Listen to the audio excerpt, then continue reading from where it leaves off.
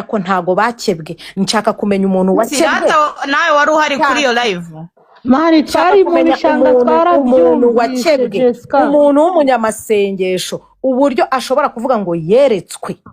bariya bandi bo nisebanya urumva no kuvuga ibyo bashatse kuko nta muntu ndahura nawe muri abo bose babivuga nta muntu tuvugana kuri telefone ni just kubyuka mu gitondo akavuga ati uyu munsi ndataka Jessica Karimu ariko no special pastor umuntu wadusengeye urumva ntago rero uhuriye n'abantu nta hantu uhuriye n'abantu batakebwe niba warakebwe erekana ko akebwe uzi uvuga uti Jessica njyewe ndabizi neza atari bya bindi by'abantu wagendeyeho bariya bo baje bakavuga mbonye umuntu byanditse hano hasi ngo amafoto ngo ibiki n'ibiki ibyo ntaho bihuriye urumva kuko uwabivuze nawe bakakanya ntagasetse nta nubwo nkeneye kumugarukaho uriya we byararangiye rata byarahise umwanya we kandi hari nagubwe neza haracyari igihe urumva so ikintu ngewe nshaka ni umupasteri wumva ibintu aba TikTok batuka umuntu yarangiza akabihinduramo ngo nibyo yeretswe ariko azamura uyu ngo ni kinyande Kinya mani Jessica mani twari mu bishanga twarabyumvishe siko nahise gusinya ko twese tuba turaho twirebera twumiwe oya bamamagaye kuri telefone bamaze kumamagara kuri telefone byose ndabifite bamaze kumamagara kuri telefone ngo arashaka ngo ko nza kuri live ye ngo tukabivuganiraho ndavuga oya wayi live ye yaje kuyawe nawe naze kuyawe wumva ni nza hosting iwanje nushaka uza hosting iwawe iyo live nzaba ndi kuyumva ariko nge ntago nzaza kuri live urumva so nukuvuga ngo ibi bintu mureke tubishireho umucyo ntago umuntu usenga n'udasenga bahura nta nubwo bahuza ibitekerezo nta nubwo n'imirimo yabo bakorera kuri uyu musozi niba ari ibintu niba ari abandi bantu bavuga bajye bakomeza bamvuge ntacyo bintu ariko nk'umuntu uvuga ngo neretswe ariko uzikwereka icyo ari cyo ni ikintu gikomeye abantu bose urumva abantu bose bamugenderaho erega babandi bavuga ngo umuntu yabaraze ngo n'ibigoryi birakura ariko se n'abapasteri nabo noneho bagiye kujya muri uwo mujyo babona umuntu yatatswe ari mu bihe byo kwatakwa nibarangiza bavuga ati wowe tureretswe no gukora ibi bintu ariko uretse ngo ko yabihakanye yavuze ngo nta hantu yabivugiye ibyo byo byose none arashaka gukora live ngo gusaba imbabazi ziki niba ntaho yabivugiye nyine ngarashaka kubishyiraho umucyo avuge ko njyewe nawe nta kintu dupfa mwana reka nkubwire yahemukiye abandi bakozi b'Imana bari kuri iyi mihanda pe sinkubeshye yatumye tubatakariza icyizere abatakarije icyizere barahari bazima bakorera Imana biciye mu mucyo nta buryarya ntaki ariko yasebeje abakozi b'Imana bari kuri iyi mihanda kandi bo bari mu kazi bahamagariwe barahari gusa Jessica turagukunda mani ntago azakutwangisha ngo tubyumve ngewe Jessica muzi mureke abantu batankunda bakomeze bamvuge batamvuzeho ntibarya batamvuzeho ntibabona amafaranga hatagize ubaha amafaranga yo kumbaga ntibabona uko babaho mureke nose pastor nawe urashaka amafaranga ku izina ryanjye wenda abandi baraza bakanyataka kubera amafaranga uvuga n'ubwa mbere umbonye Jessica n'ubwa mbere umbonye kuri iyi mihanda mvuga ni ibintu bimaze iminsi bitrendinga hano ku mihanda bitrendinga twarabibonye igihari ni kimwe rero si ubwa mbere umbonye mvuga ariko nkuzi imyaka 3 ishize ibaze niba imyaka 3 ishize nzi Jessica twirirwana hadutera story dukora iki nta muntu ndumva watutse icyo nicyo kintu cya mbere nturajya ngo uvuga ngo ngiye gusebya umuntu icyo ni icya kabiri uri wa muntu utuje ahubwo buri icyo umuntu atazi agakwiye gutinya umuntu utuje mwana n'intare iyo uyikoze mu jisho izura umugara niyo mpamvu nshaka n'ingwe ntihari izi gufata ku gakanu yarigishije niyo mpamvu nshaka ngiye kumenya niba pasiteri ibyo bintu yarabyeretse cyangwa atarabyeretse ko nta muntu wanduranye nindangiza kandi nta wundi muntu ngomba kuvugana nawe uwo nshaka gusa ni uwo mupasiteri ambwire niba yarabyeretswe koko cyangwa atarabyeretswe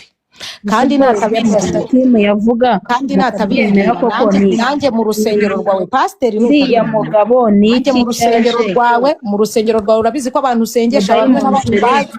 tinya ni dayimoni yaritse mu bantu nta muntu w'umupasiteri muzimuza ngo atunge urutoki umuntu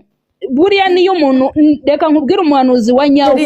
noneho bambagiye kwa riri wa muriri bana umuntu uhanura bya nyabyo Jessica ninde muntu wari hari bari kumbagira kwa riri ngo wakiroziwe ngo ibiki n'ibiki ndi kuri pano meze ngo ndumirwa fagasiranya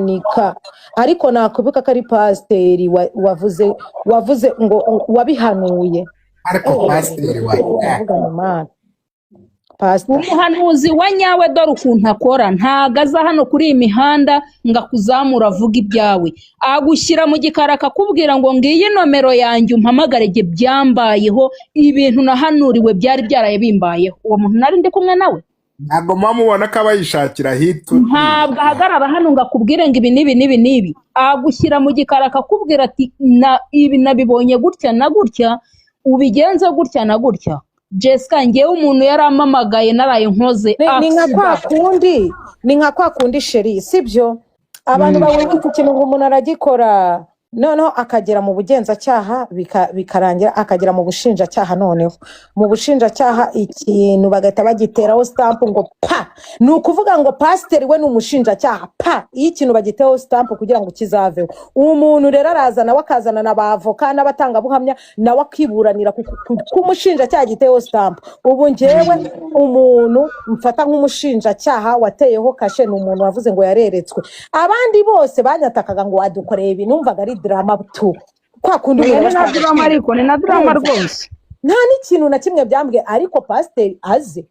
ngo Imana irambwiye ngo Jessica niwe wagukoreye ibi bintu Imana bakumuteka mutwe nawe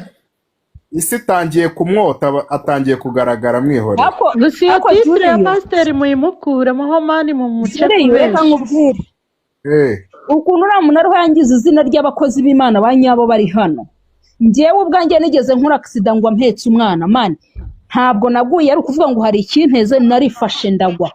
mu gitondo nagwe kandi nari ndwaje umwana ngiye kwa muganga mu gitondo umupasiteri umwe wari uri hano kuri iyi mihanda anyandikira mu gikani ngo umvugishe mfite mesaje yawe atuciye hano wigendera ariko nakubonye izina ry'Imana twaraganiriye mfata umwanya asoje live ndamukurikirana naramubibye nta n'amayinite nari mfite ambwira kira kitu umuntu yari yakubwira ibibazo byawe ntakuzi ntumuzi ariko akubwiye ibyawe byose akakubwira ngo humura wigira ubwoba biriya byabaye bwari ubushake bw'Imana kuko wari kugwa mu muhanda imodoka ikagusya ukibagirana ese katambwiye ngo garuka live mbivugire kuri iyi mihanda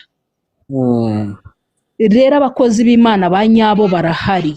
nitureke gutukisha izina ry'Imana kuri iyi mihanda nitureke gusebya abakozi b'Imana ba nyabo kuri iyi mihanda byibura tumenye yuko niryo zina ritinyitswe umuntu uri hanze atinya izina ry'Imana niba umuntu bwataritinya ariko buriya Jackie uje kumbaza ngo singewe ngo wazanye Gigi kwa Godfather none se ubundi nge ko ahubwo ndanabyibuka ko ngewe nari imenyereye kwa Godfather ubundi Gigi tukaba twari inshuti kubera iki inshuti yanjye ahubwo itari kujya igera kwa Godfather hari kwa Godfather hari ikibazo cyaho ngo nyine sinzi ukuntu Jackie bimbwiye ngo ninjye wazanye Gigi kwa Godfather of course Gigi yari inshuti yanjye why not ntamugeza kwa Godfather n'umuntu wese tugendana ashobora kuza kansangayo mu gihe ashaka kuzamuka nkavuga muzamura uno muntu hari icyo bitwaye hari icyo bitwaye inshuti yawe bwa mbere ntoboye nsakuriza kuri iyi mihanda nabera mu mateka yanjye urakoze sha buryo umaze imyaka 3 mforowinga ngewe maze imyaka 3 turi kumwe gutya nkureba nkihitira rimwe na rimwe tugahurira kuri pano tukanatera story bya hatari n'umuntu bitana anawe namuburiye n'irengero buriya baramwatatse bashaka kumuzimya imihanda naramubuze ngereka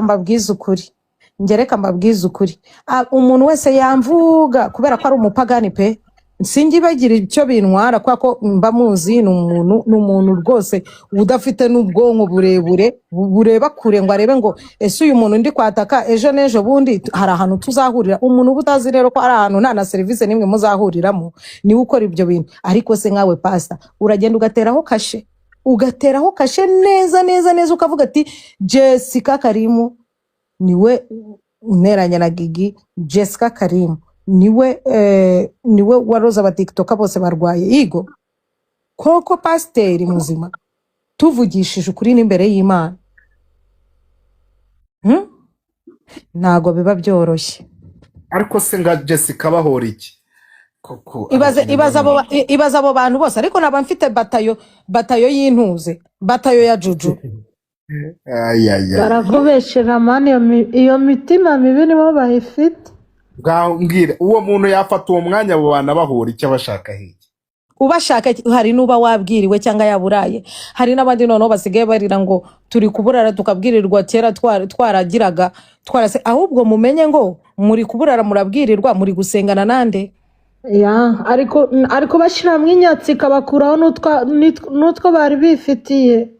njyewe rero ntababeshye njya kureba uriya mupasitoro niba ari umupasitoro simba ngiye gusenga mba ngiye kureba ibintu abwira abantu ngo nisekere. Deja nanjye iyo ndi mu bishanga mba nisekera, mbakurikirana bose nisekera rwose abagore bakajyaho bagata umutwe nka bose mahana yanjye. njyewe nta kintu bimbwiye ibyo byose uri kumva. Njyewe nta kintu na kimwe bimbwiye pe kuri pastor, nta kintu na kimwe bimbwiye. Icyo nshaka ni uko tubivuganaho uri kumva, tukabivugana. babambari be ntabwo barakwambara, nta nubwo pasiteri ari n'umwanzi wawe, tujye tuvugira babambari be ntabwo baraza ngo batangire basakuze, batangire bagire gute. Nanjye mpite mbazanira umuntu kuri kamera bahite bazima ngo iki. Ariko njye uranse ntabwo Jessica ari umwanzi wa Pastor Kim, ntabwo ari umwanzi. ni banyambare ibyo byiza se nabahereze banyambare noneho bite biba gatogo. nabonye afite abambari bazi gusakuza wese. Utagira n'umuntu n'umwe uhereza platform cyangwa ubwira ngo aze kukurwanirira kuri njyewe, kuko kuri njyewe birabisosa. Nta nubwo uri n'umwanzi we. Reka tuvugishe ukuri Jessica, ahubwo igihari ikintu cyaravuzwe nikize kijyaho umucyo kirangira. Ibyo ngo najyanye ngo Gigi ngo kwako kujyana Gigi kwa Godfather si yari inshuti yanjye, twagombaga kujya twicara kuri platform dushatse. Nose ubu tugiye kuzajya twicara ahantu hose kujyana umuntu ni gute? Ahubwo nanjye ni mostinga we na Gigi nge mbabona. Ubwo abantu bose b'inshuti ya Gigi bose bagiye kuba abanzi ko bitazakunda. Ngo bishoboka ntago bizakunda pe. Oya uzise dufite ahantu tuba turi guhurira. Njyewe na Gigi dufite ahantu duhurira. Turashaka twese kubanza gufata ibintu byacu tukabishyira ku murongo kuri TikTok, kubera ko turi kubona ibintu muri kutomanyira. Niba ari kutomanyira ntabwo ibi bintu biri bukunde.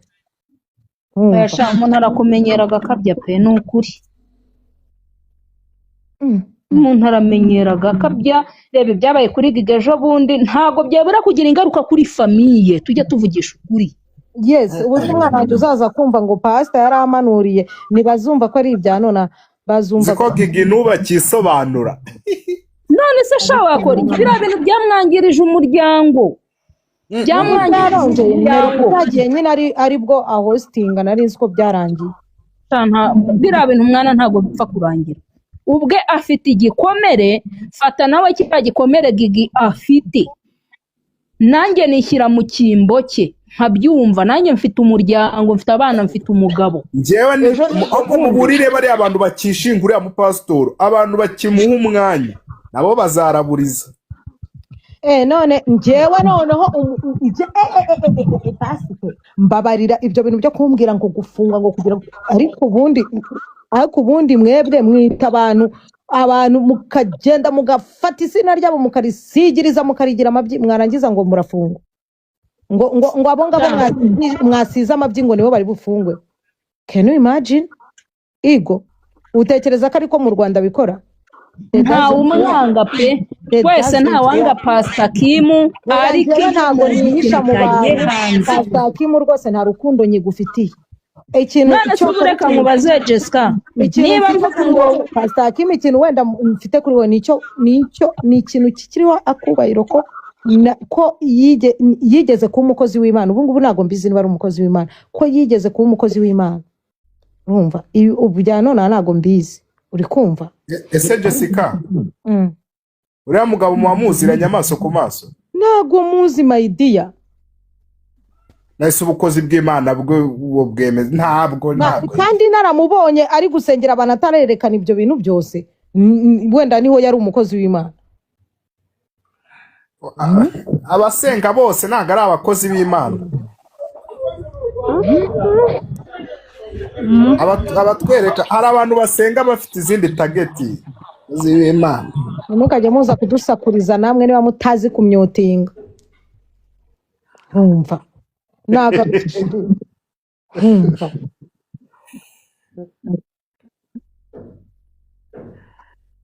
cyo ubu ndi kwibaza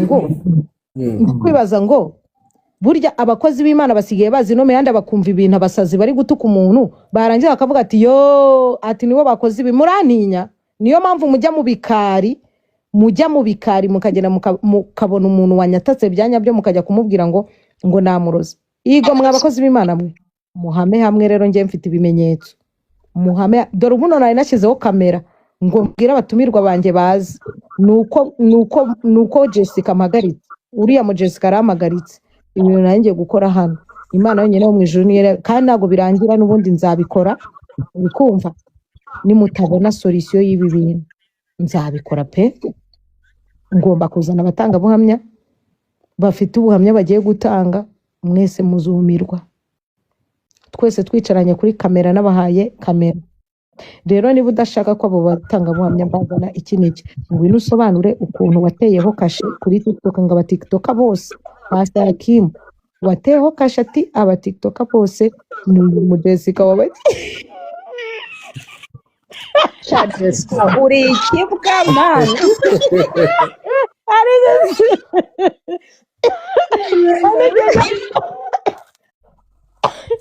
uri ikibwa n'ukuri kw'Imana pe